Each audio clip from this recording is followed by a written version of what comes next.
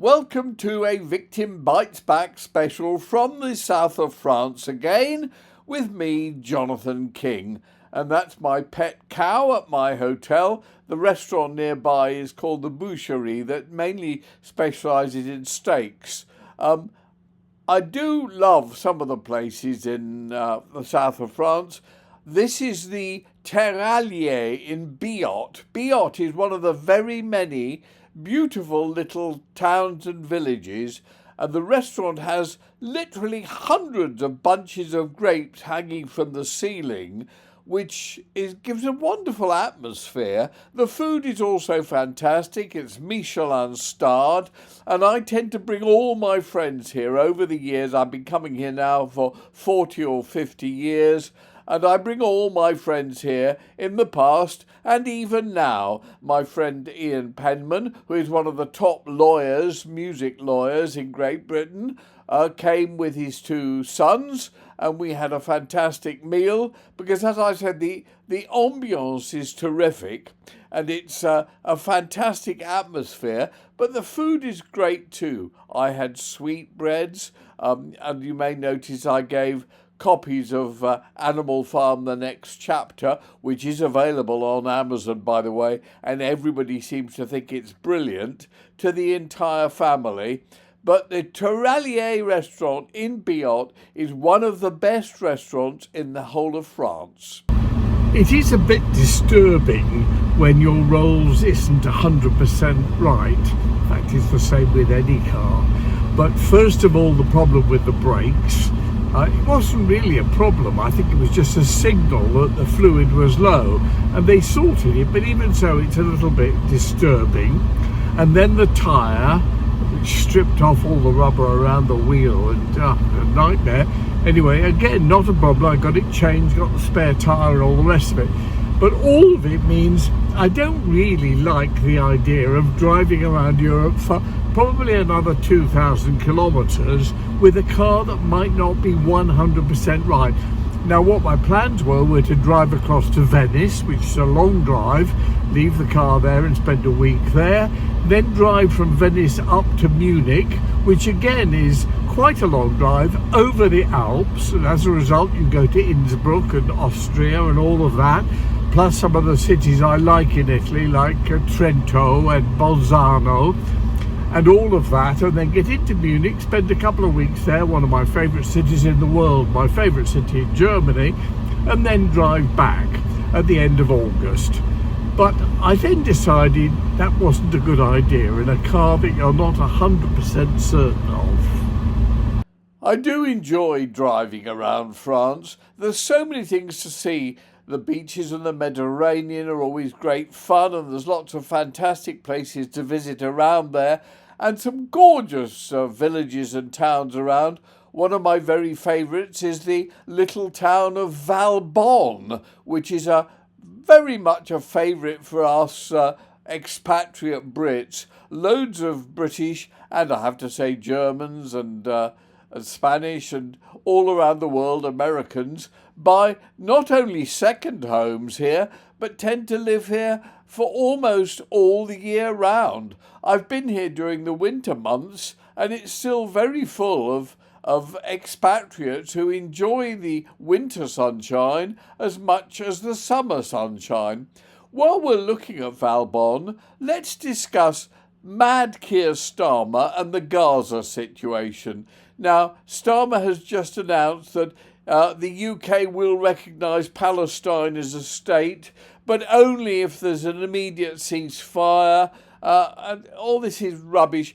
He knows it doesn't make any difference whether they do or not. And what ought to happen is the United Nations and all of us, including Great Britain, the moment Hamas did that absurd thing of invading Israel and taking hostages and killing people, we should have sent a huge force into Gaza to free all the hostages and basically take over arresting and trying for crimes the Hamas people, because what they did is illegal. Now, it's fair enough that there should be a Palestinian state, and it must now be acknowledged. I can't work out why it hasn't been by the United Nations, just as there must be an Israeli state, and both should be told they should not invade, conquer, or abuse the other state.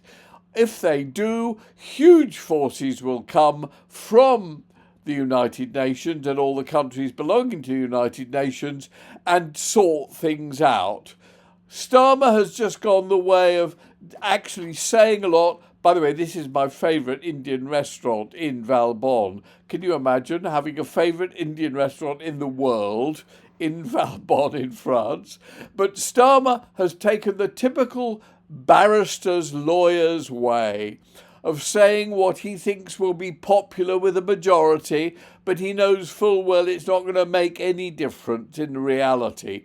What he should be doing now is sending troops into Gaza or Israel to chuck the Israelis out of Gaza, get the hostages released immediately back to Israel, help rebuilding Gaza and getting rid of Hamas and telling them that any Palestinian state that believes in invading or killing or negating Israel, their next door neighbours, are behaving illegally and there will be consequences.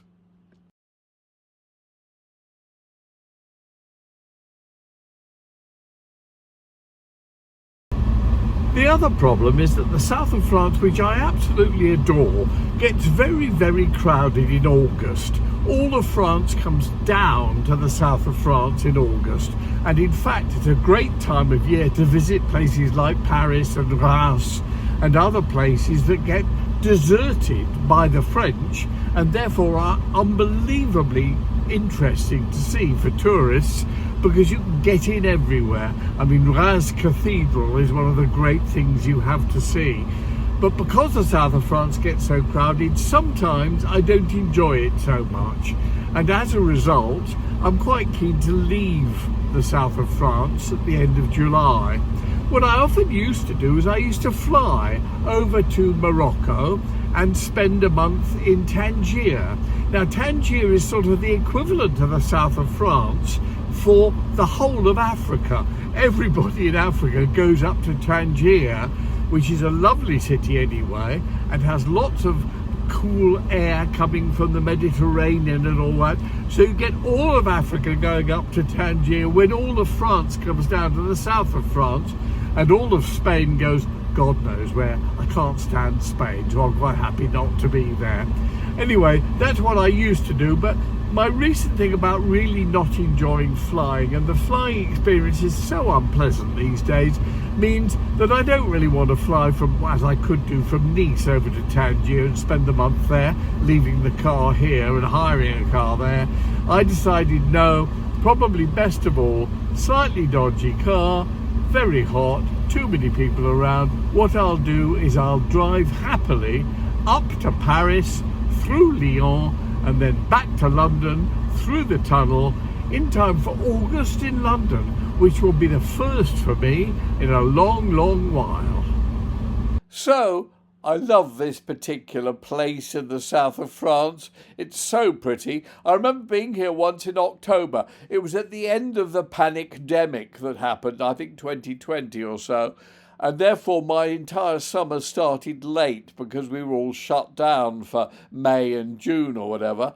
And so I happened to be in the south of France in October, and the sunlight was fantastic. But the place is beginning to get crowded already. It's now the end of July, the beginning of August. In August, it's impossible. You can't see the sand for people.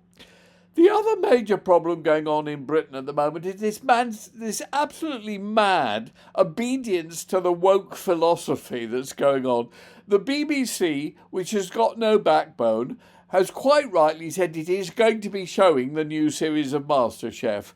The two people hosting it, Greg Wallace and John Turode, have been found guilty without actually being able to put their side of the story forwards to the most ridiculous non-crime, simply basically using language, making jokes and so on that were considered inappropriate. Okay, slap on the wrist, don't do that, continue the show.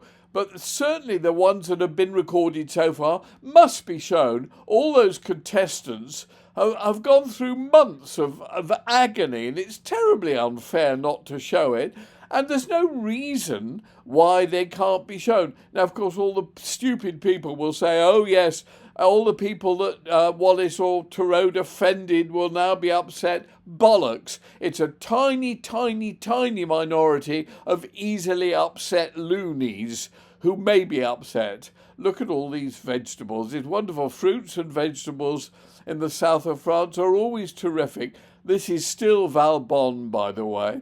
But I have to say, one of my other favourite restaurants is not Indian, but is Asian, actually Cambodian, with Thai involved as well, Le Cambodgiana. And I've been coming here in Muan Sarto, which is near where I stay, for about 30 or 40 years. The food is delicious. I've become very friendly with the proprietor and the head lady and everyone else there. They know me and love me, and I really eat so well when I'm here every year.